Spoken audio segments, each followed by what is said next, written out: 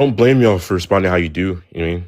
Like, I think you should almost be required to learn about Black American history when you move to this country because Black American history is American history. So I think it should be like a requirement. And I feel like if Africans that if the average African was more educated on Black Americans and their struggle and what they've done for this country, they wouldn't have these ideas. You know what I mean? They wouldn't have these like dislikeful ideas or ignorant ideas of Black Americans in their community. So now some people are just going to be like bad people, but I think the majority, if you really just do the education, then it goes a long way in my opinion. But yeah, I don't deflect from what y'all are saying. Like, no, Africa has a lot of problems for sure, bro. I agree with that. Africa has so many problems, and for some of us to come to this country and talk down on the people who made it possible for us to come here is crazy. So yeah, that's all I wanted to say. Miss Loves, could I please respond to him real quick, if you don't mind? Yeah. Okay. I want to get back to the prompt. The prompt is anti-Black American immigrants. I feel like we've kind of got away from the prompt.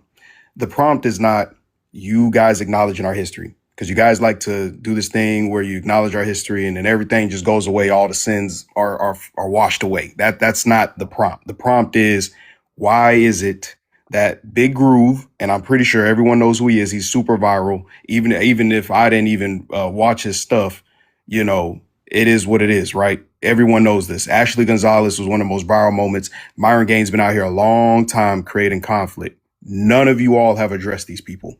None of you all addressed the anti-Blackness of Ashley Gonzalez.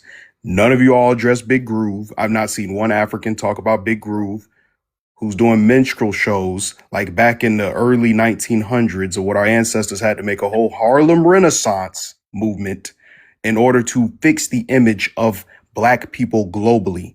We've always had to fix the image of Black people globally.